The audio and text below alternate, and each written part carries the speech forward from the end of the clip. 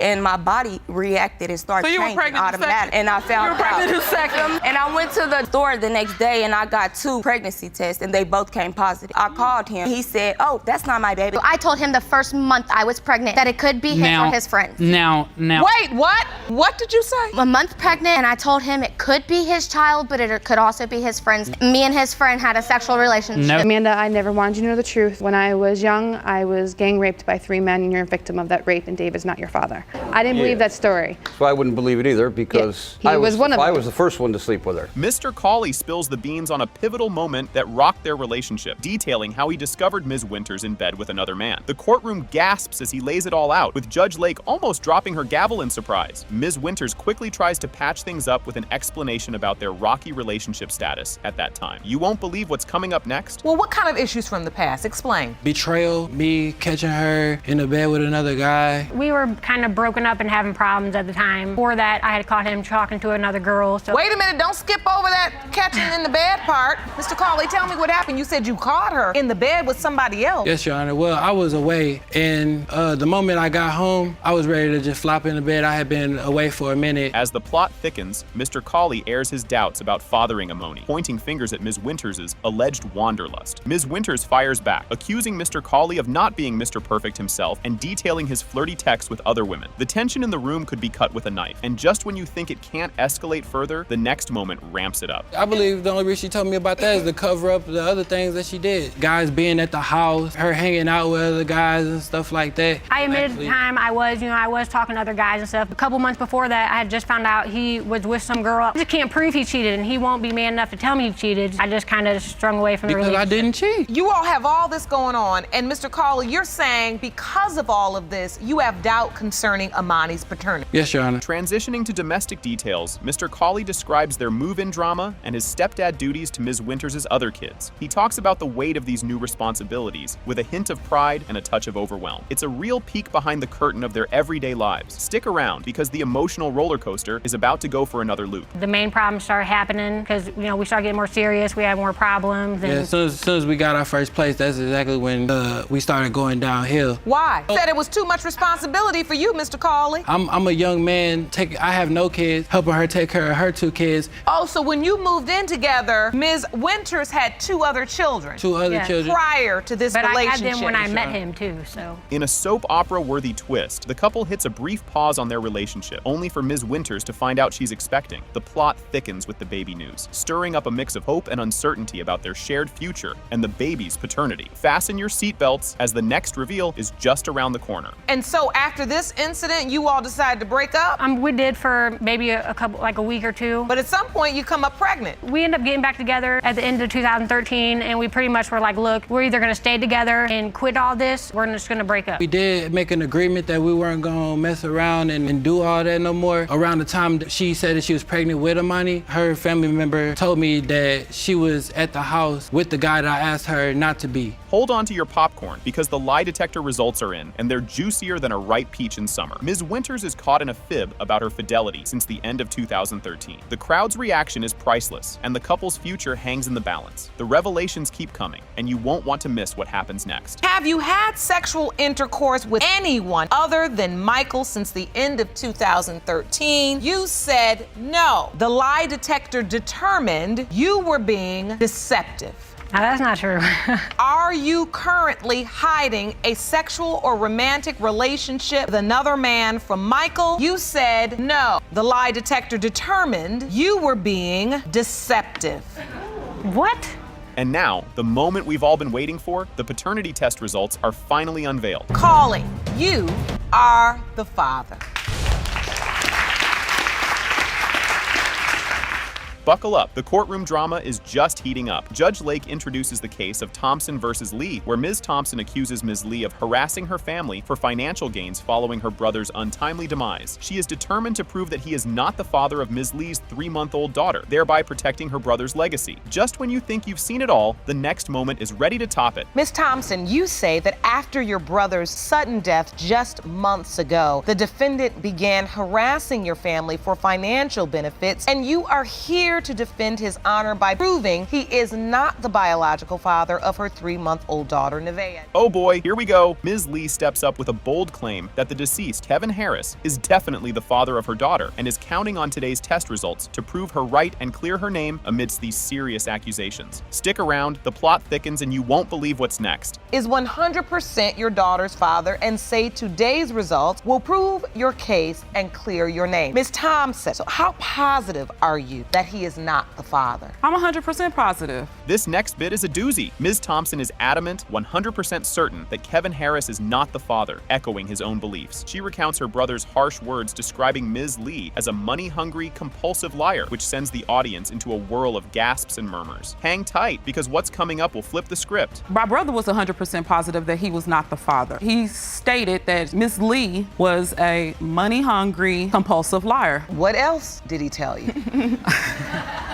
Well, told me that basically she was just one of the ladies that he was sleeping with at the time, and she claimed to be pregnant by him. But he did not believe that. No. Grab your popcorn, things are about to get even spicier. The story deepens as Ms. Thompson details her brother's tangled romantic involvements, emphasizing his disbelief in Ms. Lee's pregnancy claims. Her tale is bolstered by her snooping discoveries of incriminating photos and texts on her brother's phone. Don't touch that dial. The revelations just keep coming. I got to asking, who is this lady? One of the ladies happened to be her, and he told me, this is the girl who claims that she's pregnant by me. When he said that, did you say, well, are you the father or not? I did ask him, like, what do you mean claims to be pregnant by you? Is she pregnant? He was like, yes, she's pregnant, but it's not my baby. Did he tell you why he was so certain he was not the father? He didn't believe he was the father just because of her reputation. Strap in for this wild ride of a conception story. Ms. Lee shares her version of how she became pregnant, pinpointing a specific encounter with Kevin Harris. She details her immediate physical reactions, which she interpreted as signs of pregnancy, despite skepticism that maybe it was just the cocktail mix from last night. You'll want to stay seated for the next part. It's a real cliffhanger. But you were sleeping with him, right? Right, and I know exactly what happened when we got pregnant, what day, all of that. He called me, and I was hanging out with friends at a hotel. He came and got me. We went to the house. We did what we did. After that, I cleaned up, and after I cleaned up, I threw up, and my body reacted and started changing automatically. And I found out. And I went to the store the next day, and I got 2 pregnancy tests, and they both came positive. I called him. He said, oh, that's not my baby. Things are heating up, and not just from the courtroom lights. During a fiery debate about Ms. Lee's previous pregnancy claims, probing questions about their unprotected relationship surface, laying bare the complexities and disputes about their connections. Next up, revelations that will make your jaw drop. Now we'll return to our regularly scheduled programming.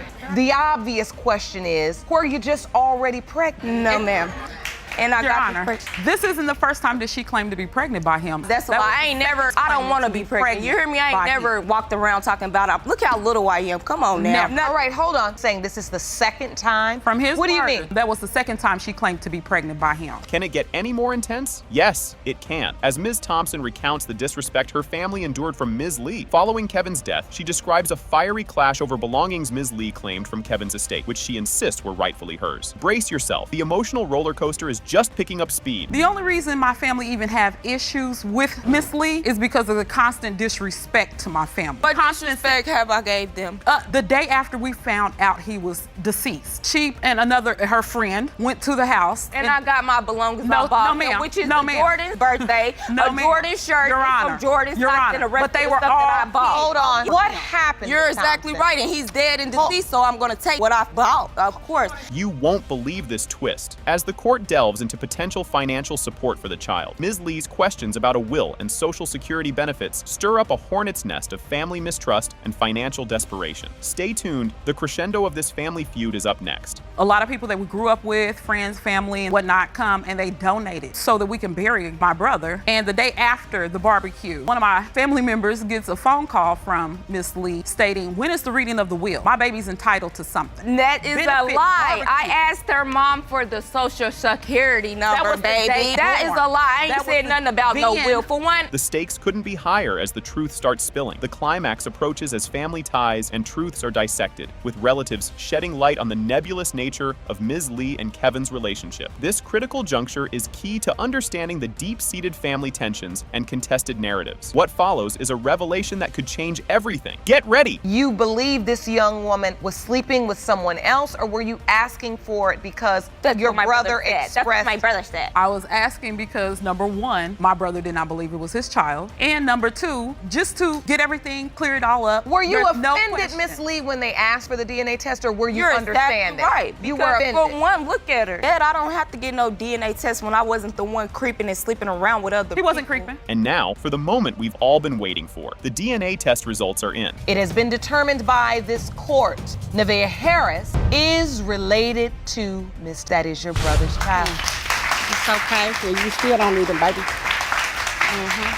Mr. Cleveland expresses doubt about paternity due to infidelity. Just when you thought it was a normal day in court, Mr. Cleveland admits that he has doubts about being the biological father of his son, Hunter, due to his wife's past infidelity. He confirms his suspicion and distress over the situation, deeply troubled by the thought that Hunter might not be his. Brace yourself, the drama is just getting started. Mr. Cleveland, you admit that your wife was unfaithful and you have good reason to doubt Hunter is yours. Additionally, you have petitioned the court for a lie detector test for your wife to determine the extent of her infidelity. What is the state of your marriage right now? Our marriage is currently on the rocks. We argue on the daily. I see him treating our son differently than he does his daughter, and it bothers me inside. I try not to treat him any differently. Mr. Cleveland struggles with emotional attachment to Hunter. Talk about a tough situation. Mr. Cleveland describes his emotional turmoil when interacting with Hunter, revealing that he sometimes doesn't see his own features in his son, which causes him significant distress. He admits to having to put Hunter down and walk away because it's too hard for him to cope. Keep watching. It's only going to get more intense. That makes a person really emotionally upset. There are times that I'm holding him and I look at him and I don't see me in him and I have to set him down and walk away because it's He's too hard only to handle 1.5 years old. He has a whole life to grow and to get more features that resemble my husband. I don't see it. I see so many features that aren't me. And so you makes me just wonder. don't see yourself when you hold him. And this, I'm sure, is affecting him in some ways, but affecting your marriage as well. Yes, Your Honor, it is. Mr. Cleveland feels like he's living a lie. This is a real doozy. During the session, Mr. Cleveland expresses his frustration and emotional pain, feeling as if his life is a sham because he doesn't know if Hunter is his biological child. His suspicion is compounded by the ongoing issues in his marriage and his wife's infidelity. Hang on, there's more turmoil ahead. I mean, I feel like I'm living a lie, Your Honor. Why do you feel that way? I'm in a marriage. My wife's a cheater. I don't know if this little guy is mine or not. I am not a cheater. I didn't cheat on him. Who are you texting? He was an old friend of mine from school. But isn't that cheating of some form? Isn't that it is. illegal, emotional cheating?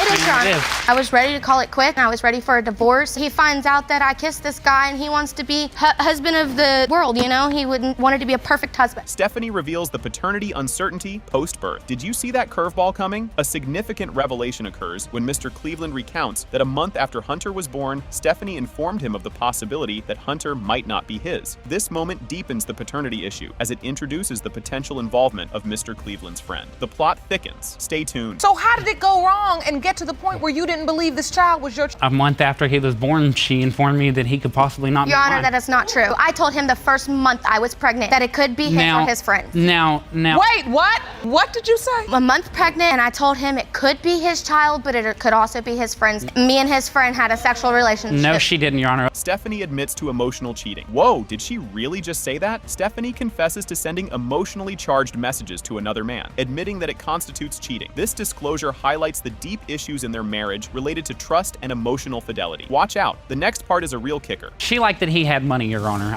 Your Honor, that's not I was true. at a down and out point in my life. She liked the fact that he had more money. He didn't even have a job, Your Honor. I don't know what they were spending the money Ms. on, Cleveland, what was it about this relationship that attracted you? Because you had unprotected sex with this person. Yes. Adam fears the marriage might end pending test results. Now, this is where things really heat up. As the court session nears its conclusion, Mr. Cleveland voices his anxieties about the future of their marriage. He states that if the lie detector and paternity tests prove unfavorable, he might not be able to continue in the marriage, underscoring the high stakes of the outcomes. You won't want to miss what comes next. You know, since then, she's told me, there's a possibility he's not. And we've been waiting for the chance to see if he's mine or not, and I really need to know. And that's really exactly why we're here. If he's not mine, and if the lie detector test proves that she is lying, I'm afraid this marriage is going to be over. I can't continue to do this. I really can't. Ms. Cleveland, the stakes are high here today.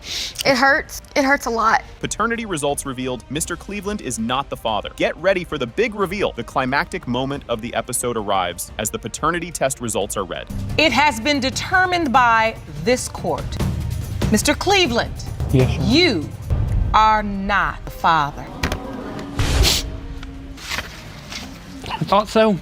I really thought so. I mean, I see it.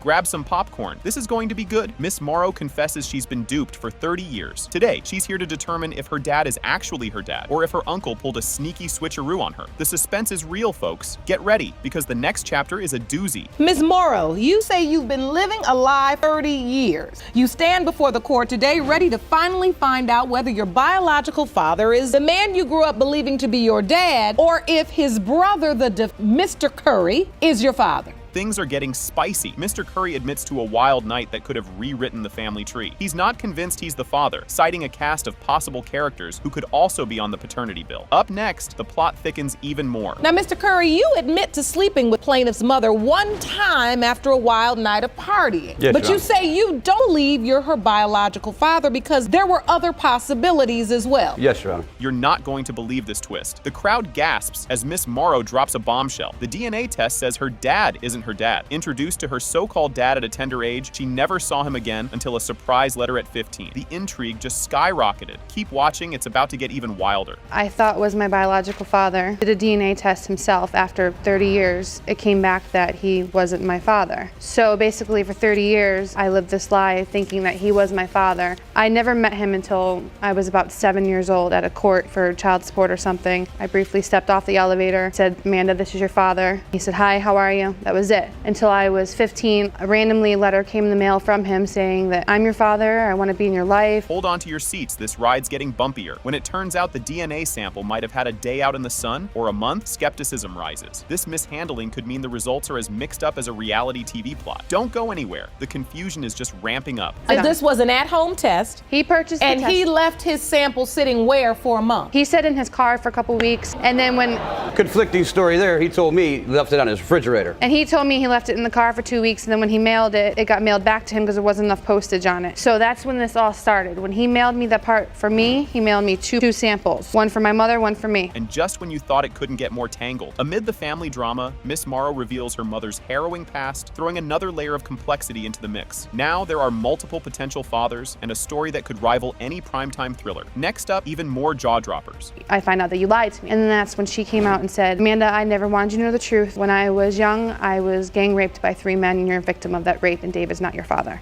I didn't believe that story. So I wouldn't believe it either because He was one of them. I was the first one to sleep with her. I slept with her one time. You slept with Ms. Morrow's mother? Correct. Then I introduced her at a party to my brother, which she started sleeping with him. Like, why not say, "I don't know who your father is"? Why say, "This David Curry is my father"? As the mystery deepens, so does the family tree. Yet another potential dad enters the scene, expanding the paternity quest and ensuring no one in the courtroom can keep track without a scorecard. The family dynamics here are wilder than a holiday dinner gone wrong. Stay tuned, the saga continues with more twists. Who I'm close with, he said, "Hey, Uncle Ken knows something." And that's when Ken reached out to me and told me that he slept with my mother, another man slept with my mother, another man slept with my mother. He told me the name of the other man that David and he both thought was my father all these years. All of these men, Correct. on top of that, you do a DNA test with the man you believe to be your father, and there's an issue with the sample. Correct. This document is a game changer, folks. We dive into a paternity acknowledgement signed decades ago, yet he's mysteriously absent from the birth certificate, thickening the plot and adding legal intrigue to this familial puzzle. What's next? More surprises that you didn't see coming. I read a message David sent to me that my mother sent to David, stating, "I hope you do the DNA test so I can spit in your face for